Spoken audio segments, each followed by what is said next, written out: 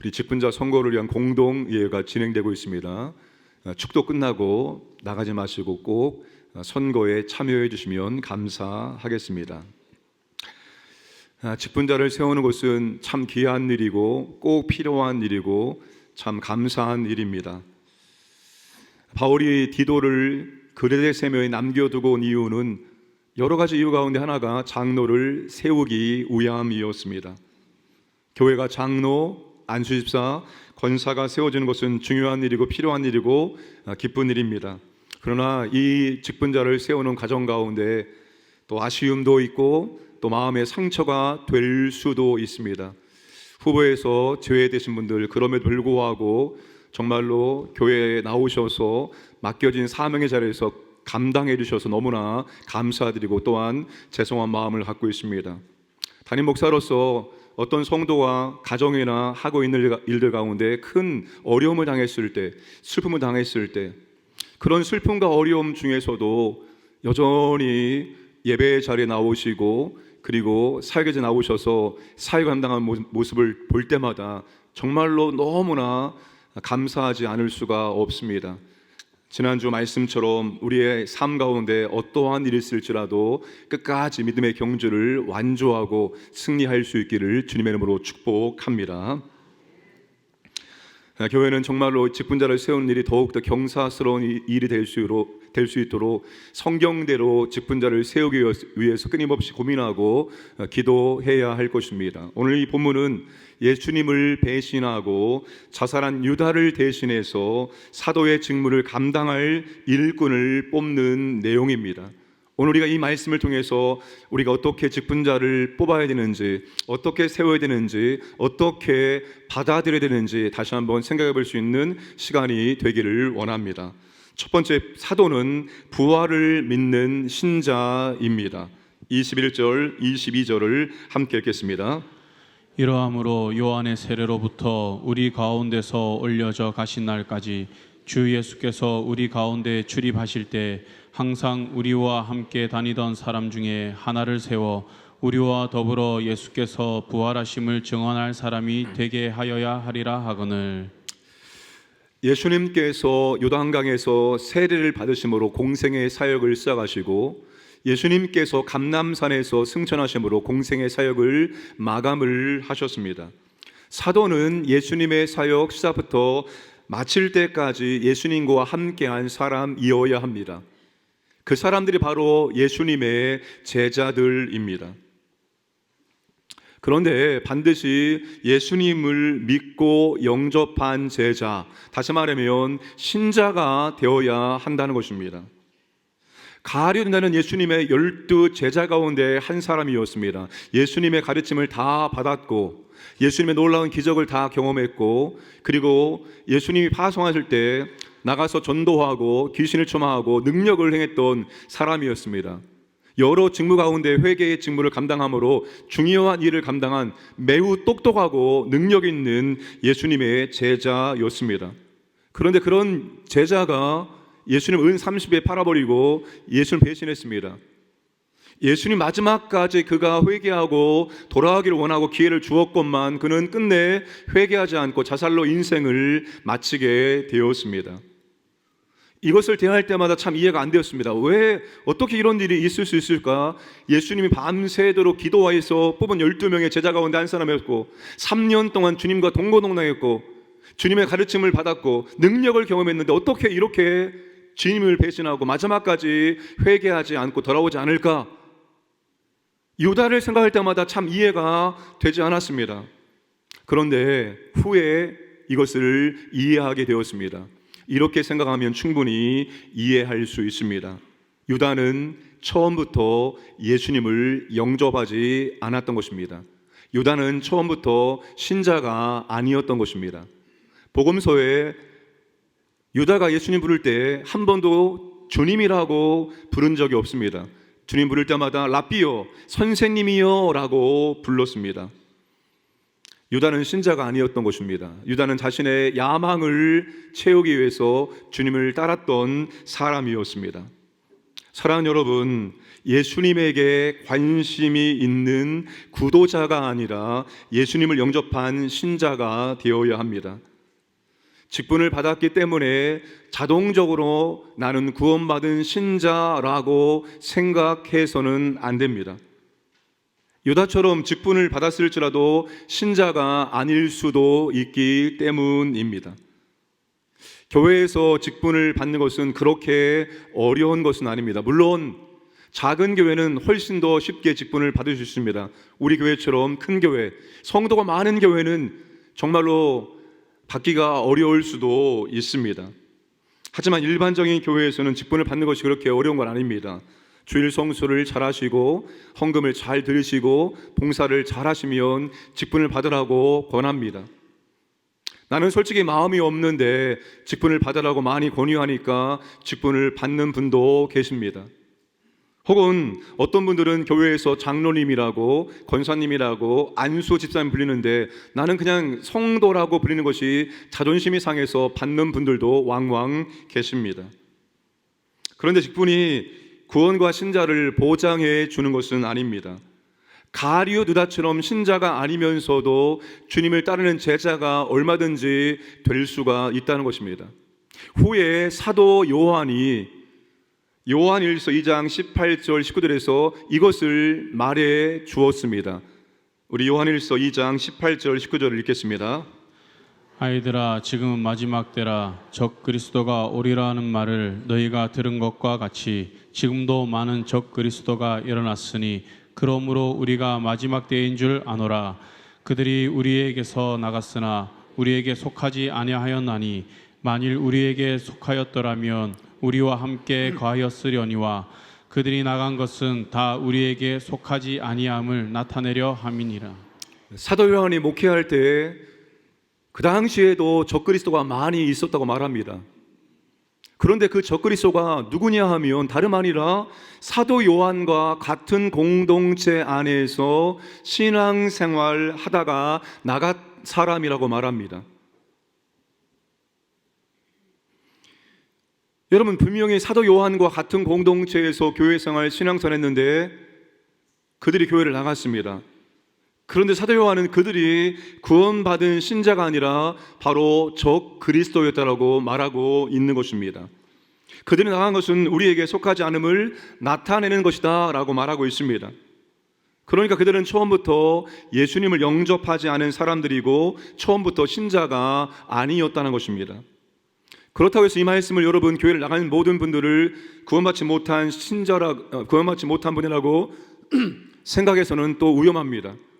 나갔다가 한참 뒤에 돌아오는 경우도 많이 있기 때문입니다. 그러나 중요한 것은 사도 요한 시대나 오늘 우리 시대나 신자가 아닌 분들이 공동체 안에서 함께 신앙생활을 할 수 있다는 것입니다. 이것이 오늘 우리에게 주시는 메시지는 직분이 천국과 신자를 보장하는 것은 아니라는 것입니다. 그러므로 직분보다 더 중요한 것은 우리가 주님을 진심으로 구주와 주님으로 영접한 신자가 되는 것입니다. 제가 총신대학교 사당동에 있는 총신대학교를 갔을 때 그 입구에 있는 5가지 교훈을 보고 의아해했습니다. 5가지 교훈이 이거였습니다. 첫 번째가 신자가 되라, 그리고 학자가 되라, 성자가 되라, 전도자가 되라, 목자가 되라 했습니다. 제가 2가지 때문에 이해가 안 됐습니다. 첫 번째 신자가 되라, 마지막 목자가 되라는 이 말이 이해가 안 됐습니다. 총신대학교 신학과를 왜 갑니까? 목자가 되기 위해서 합니다. 세례 증명서를 다 냈고 당회장 추천서를 받았습니다. 그런데 신자가 먼저 되라는 말이 나옵니다. 목회자가 되기 위해서 왔는데 목자가 맨 마지막에 나옵니다. 제가 이것을 도저히 이해할 수가 없었어요. 근데 후에 왜 이 5대 교훈이 순서가 이렇게 된 것인지 알게 되었습니다. 신자가 되지 않아도 학자가 될 수 있기 때문입니다. 신자가 되지 않아도 목자가 될 수 있기 때문입니다. 그래서 학자가 되기 전에, 성자가 되기 전에, 전도자가 되기 전에, 목자가 되기 전에 먼저 신자가 되어야 된다라고 말하고 있는 것입니다. 오늘 우리는 진심으로 신자가 되어야 됩니다. 로마서 10장 9절과 10절 말씀입니다. 내가 만일 내 입으로 예수를 주로 시인하며 또 하나님께서 그를 죽은 자 가운데서 살리신 것을 내 마음에 믿으면 구원을 받으리라. 사람이 마음으로 믿어 의에 이르고 입으로 시인하여 구원에 이르느니라. 내 입으로 예수를 주님이라고 고백하고 마음으로 부활을 믿으면 구원을 받을 수 있다고 말합니다. 그 시대는 나는 죽어도 다시 부활할 수 있다는 것을 믿는 사람들만이 예수가 주님이다라고 당당하게 고백을 할 수 있었습니다. 우리도 마찬가지입니다. 예수님에 대한 믿음을 자신의 입으로 고백할 수 있는 사람이 신자입니다. 나 혼자 있을 때 조용히 고백하는 것이 아니라 많은 사람들 앞에서 공개적으로 예수를 고백하는 사람이 신자입니다. 아직도 내가 신자인가 아닌가 의심이 되고 확신이 없고 헷갈리는 분들은 마지막 주일에 예수 영접 모임에 참석하셔서 정말 주님을 영접하고 신자가 되고 구원의 확신을 가지고 신앙생활을 담대하게 즐겁게 해나가시기를 주님의 이름으로 축복합니다. 두 번째, 사도는 예수님의 제자여야 합니다. 22절 말씀 보시면 항상 우리와 함께 다니던 사람 중에 하나를 세워. 우리가 어떤 사람들입니까? 앞에 나오는 12절에 보시면 우리는 예수님의 제자들입니다. 더 나아가 지금 마가의 다락방에 함께 있는 120명의 성도들입니다. 그런데 여러분, 제자와 사도는 같은 말일까요? 다른 말일까요? 어떨 때는 제자라고 말하기도 하고 어떨 때는 사도라고 말하기도 합니다. 사도와 제자는 같은 말일까요? 결론적으로 말씀드리면 사도와 제자는 다릅니다. 마가의 다락방에 모여있는 120명의 사람들은 모두 다 예수님의 제자입니다. 제자는 헬라어로 학생, 배우는 자를 의미합니다. 예수님의 3대 사역 가운데 하나가 가르치는 사역, 다시 말하면 예수님의 제자를 만드는 사역이었습니다. 그런데 예수님께서 많은 제자들 중에서 밤새도록 기도하시고 12명의 제자를 따로 세웁니다. 그리고 그 12명의 제자들을 우리는 사도라고 부릅니다. 25절에 보시면 유다를 대신할 한 사람은 바로 사도라고 말합니다. 자막을 띄워주세요. 봉사와 및 사도의 직무를 대신할 사람입니다. 26절에 마띠아가 11 사도의 수에 들어가니라. 사도를 지금 뽑고 있는 것입니다. 제자를 뽑는 것이 아니라 지금 사도를 뽑고 있다고 말하고 있습니다. 사도는 왕이나 통치자가 자신의 이름과 권세를 부여해서 임명한 대사입니다. 왕이 가서 직접 전할 말씀을 대사나 사신을 보내서 전달하게 한다는 것입니다. 그래서 사신의 말은 왕의 권세와 같은 권위가 있습니다. 예수님의 12제자 12사도는 예수님의 사자요 대사로 임명을 받은 사람들입니다. 한 사람을 말할 때는 사신이라고 말하고 복수는 사도라고 말합니다. 사도행전에 나오는 사도는 다 복수입니다. 자, 유다를 대신할 한 사람을 세워 12사도를 만들고자 하는 이유가 무엇입니까? 왜 꼭 한 명을 뽑아서 굳이 12명의 사도를 만들어 놓아야 됩니까? 그 이유가 무엇입니까? 12사도는 상징적인 의미가 있기 때문입니다. 구약의 이스라엘은 12지파로 구성되어 있습니다. 신약의 12사도는 구약의 12지파를 대신하는 새 이스라엘이고 영적 이스라엘의 12기초가 되기 때문입니다. 이러한 12사도가 상징적인 의미가 있기 때문에 12사도를 유지를 해야 했던 것입니다. 그래서 베드로가 20절에서 시편의 말씀을 인용해서 한 명의 사도를 더 뽑는 것은 내 개인의 제안이 아니라 성경의 예언이다. 우리는 성경의 예언을 성취해야 된다. 그래서 한 명의 사도를 더 뽑아야 된다는 것을 강력하게 말하고 있습니다.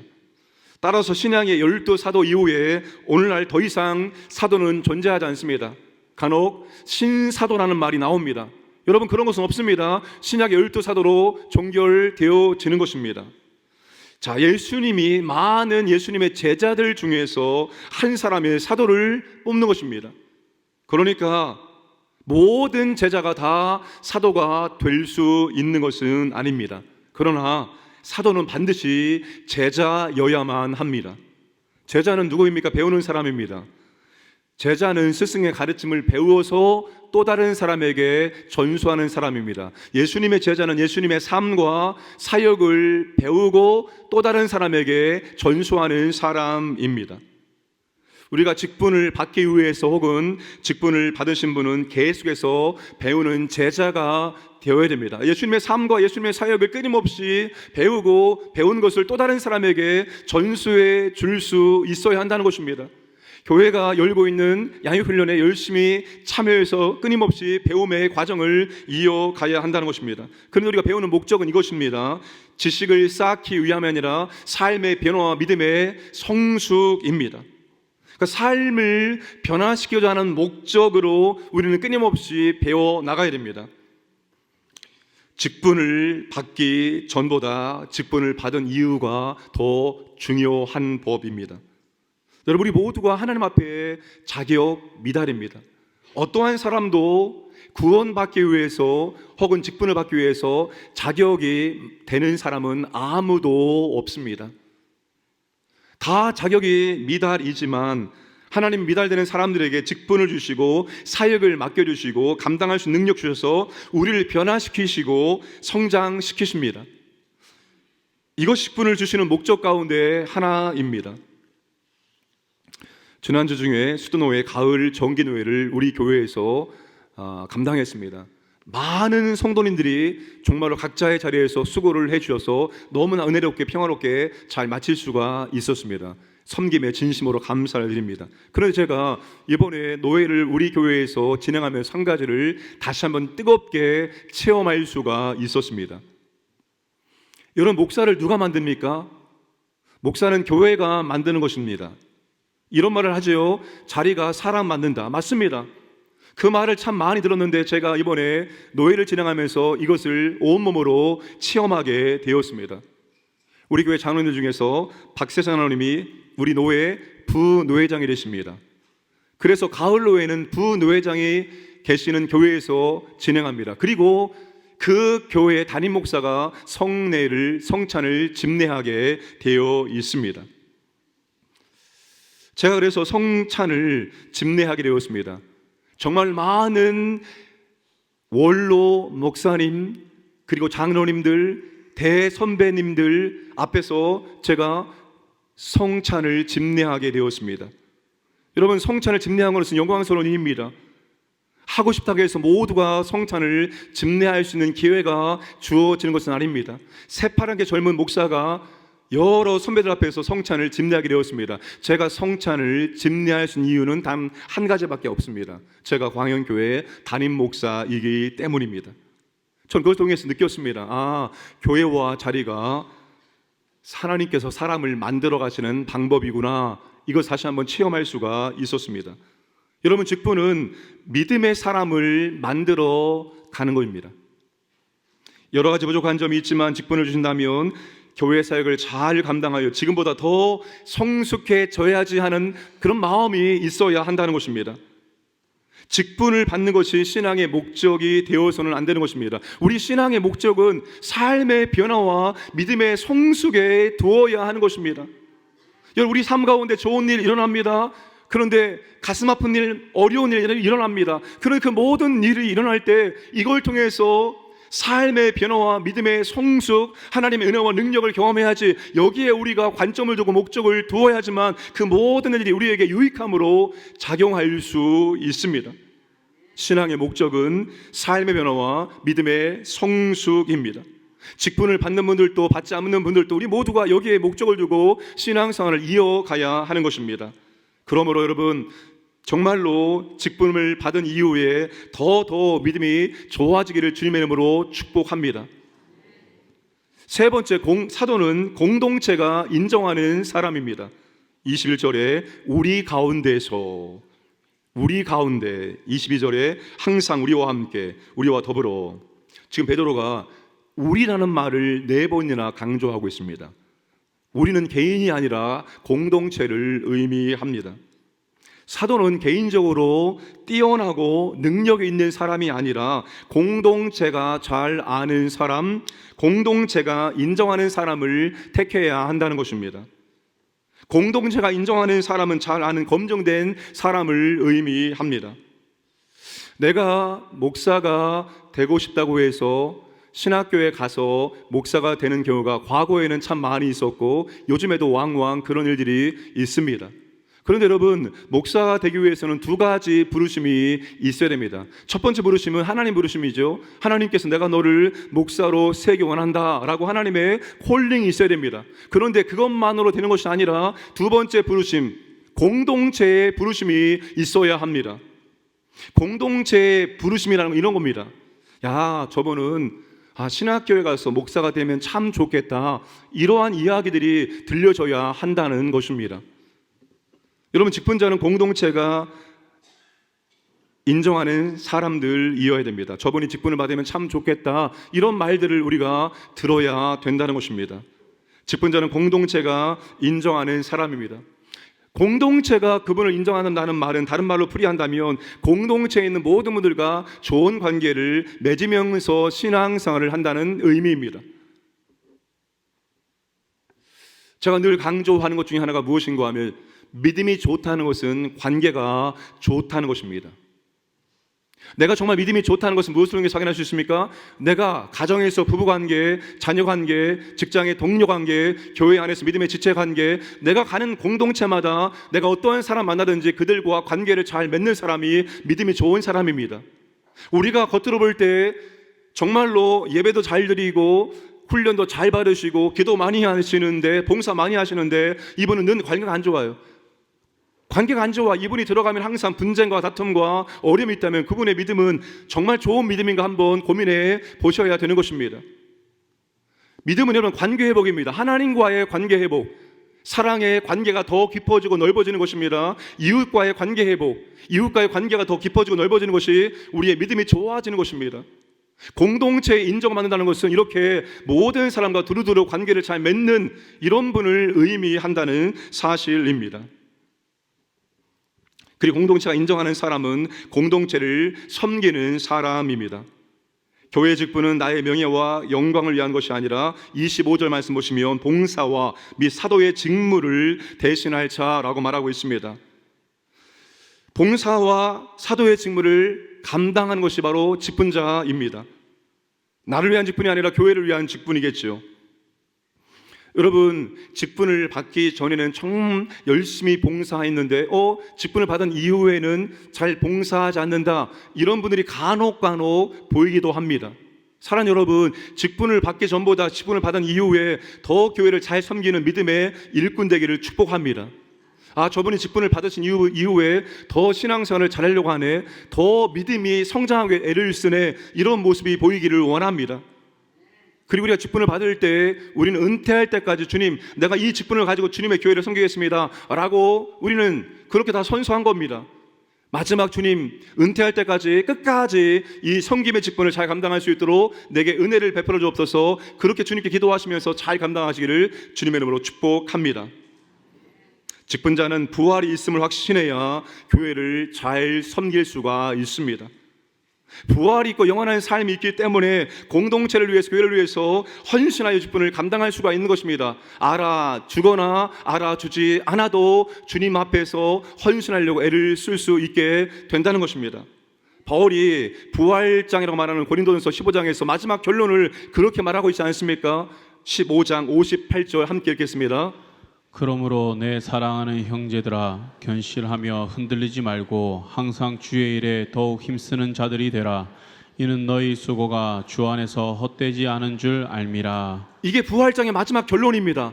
항상 주의 일에 더욱 힘쓰라. 직분이 있든 없든 항상 주의 일에 힘쓰는 사람이 되어라. 왜? 부활이 있기 때문에. 다시 말하면 너희의 헌신과 수고가 헛되지 않기 때문입니다.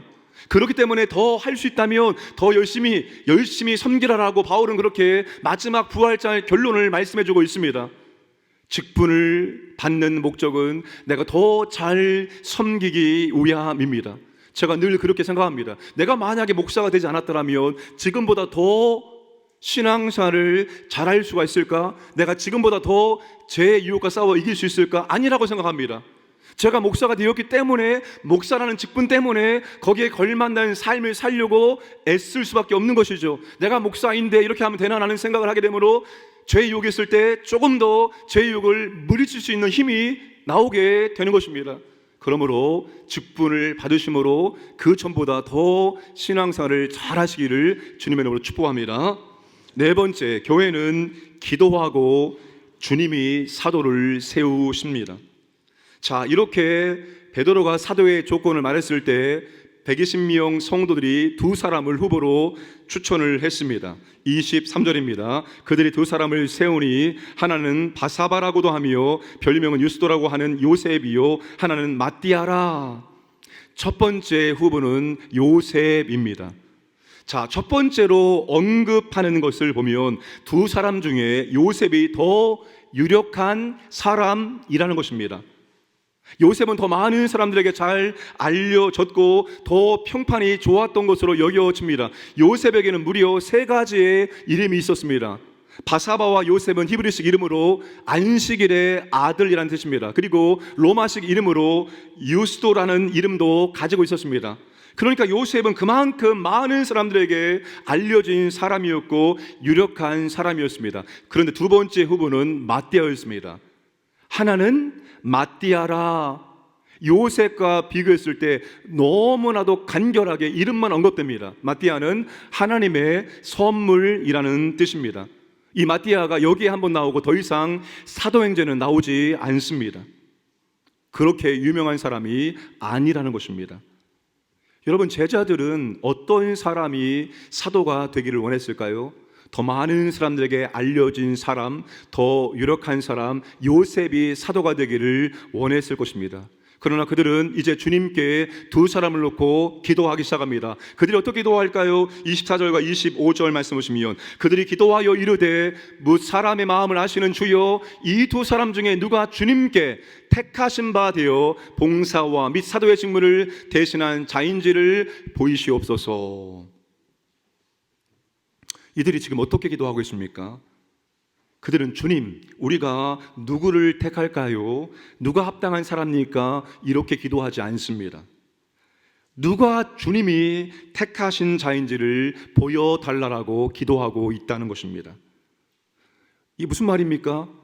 하나님께서 주권적으로 섭리하시고 역사하신다는 사실을 인정하고 하나님의 뜻을 철저히 구한다는 것입니다. 사랑하는 여러분, 주의 일꾼은 공동체 사람들로부터 인정을 받아야 됩니다. 그러나 먼저 하나님으로부터 인정을 받아야 됩니다. 사람의 일꾼을 뽑는 것이 아니라 하나님의 일꾼, 주님의 일꾼을 뽑는 것이기 때문입니다. 주님이 원하시는 일꾼을 택하는 것입니다. 그래서 120명의 성도들은 우리가 누구를 택하면 좋을까요? 묻지 않고 주님이 이미 택하신 자를 우리도 알게 하셔서 그 사람을 택할 수 있도록 은혜를 베풀어 주옵소서라고 기도를 한 것입니다. 여러분이 늘 그렇게 기도해야 되는 것입니다. 우리가 원하는 사람을, 내가 원하는 사람을 주님이 세워 주옵소서라고 기도하는 것이 아니라 주님이 원하시는 일꾼, 주님이 이미 택하신 사람을 우리도 보여주시고 택할 수 있도록 은혜를 베풀어 주옵소서라고 기도해야 합니다. 그렇게 기도한 이후에 누가 선출됩니까? 26절에 제비 뽑아 마띠아를 얻으니 그가 11사도의 수에 들어가니라. 마띠아가 한 명의 사도로 선출되었습니다. 이것은 예상 외의 결과입니다. 제자들은 요셉이 더 되기를 더 기대했을 것입니다. 그러나 요셉이 선출되지 않고 상대적으로 평판이 약했던 마띠아가 선출이 되었습니다. 사람들은 유명한 사람을 원했지만 주님은 빛도 없고 이름도 없이 그냥 섬기는 무명의 사람을 사도로 세우기를 원했던 것입니다. 사랑하는 여러분, 중요한 것은 우리가 결과를 어떻게 받아들이고 공동체는 결과를 어떻게 반응하느냐입니다. 예상 외의 인물 마띠아가 사도로 선출되었을 때 그 공동체가 어떻게 반응을 했을까요? 여기에 대해서 그들은 불평하지 않았습니다. 실망하지도 않았습니다. 떨어진 요셉이 불평했거나 비통해했다는 기록이 없습니다. 교회 공동체가 실망했다는 기록도 흔적도 없습니다. 이유는 간단합니다. 초대교부 존 크리스톰이 이렇게 해석을 하였습니다. 만약 선택이 하나님이 함께 하신 것이라고 믿는다면 조금도 실망해서는 안 된다. 왜냐하면 하나님과 함께 하심에도 불쾌히 여긴다면 그와 함께 하심에도 당신이 경노하게 될 것이기 때문이다. 택정하시는 분은 바로 하나님이시다. 칼빈은 이렇게 말합니다. 사람들의 의견으로 우리가 하늘에 올림을 받는 것처럼 뽐내지 말아야 한다는 점이다. 그리고 그들의 선택에 의하여 우수한 사람들로 평가를 받는다 해도 우리는 하나님의 평가와 인정하심을 받아야만 한다. 하나님만이 유일한 판단자이시며 우리는 그의 판단에 의해서 서기도 하고 넘어지기도 한다. 무슨 말입니까? 사람이 한 것이 아니라 하나님이 하셨다는 것입니다. 그것이 하나님의 판단이고 하나님의 뜻이고 우리는 그 하나님의 뜻을 겸허하게 받아들여야 한다는 것을 의미합니다. 사랑하는 여러분, 오늘 우리는 본문을 통해서 사도의 조건과 선출 방법과 그 결과를 나누었습니다. 마띠아 하나님의 선물이라는 뜻입니다. 교회의 머리 되시는 예수님은 교회에 선물을 주시는 분입니다. 그 주님이 주시는 여러 선물 가운데 하나가 교회를 섬기는 직분자를 세워 주시는 것입니다. 에베소서 4장 11절에서 바울이 그렇게 말씀을 하고 있습니다. 직분자는 주님이 교회를 섬기라고 교회에 주신 선물입니다. 그러면 직분자만 교회의 선물입니까? 아닙니다. 우리 모두가 주님이 교회에 보내주신 선물입니다. 교회는 처음부터 하나님의 은혜로 시작하고 하나님의 은혜로 마치는 공동체이기 때문입니다. 이 선물과 이 은혜가 동일한 어원을 가지고 있습니다. 그러므로 사랑하는 여러분, 오늘 직분자 선거를 통해서 당선되신 분들은 주님이 교회에 세워주신 보내주신 선물이라고 생각하시며 우리 주님께 감사하고 축하해 주시기를 바랍니다. 그리고 오늘 선거에서 당선되시는 분들은 그것을 정말 주님의 하나님이 더 좋은 것을 주시기 위한 하나님의 뜻으로 겸허하게 받아들일 수 있기를 진심으로 주님의 이름으로 축복드립니다. 하나님은 절대로 우리를 어렵게 힘들게 안 좋은 것 주기 위해서 인도하시는 그런 분이 아닙니다. 하나님은 아버지입니다. 비록 힘들고 어려울지라도 이것을 선한 마음으로 받으시고 인내하시면 하나님 우리에게 더 좋은 것을 주시는 아버지이심을 믿으시기를 주님의 이름으로 축복합니다.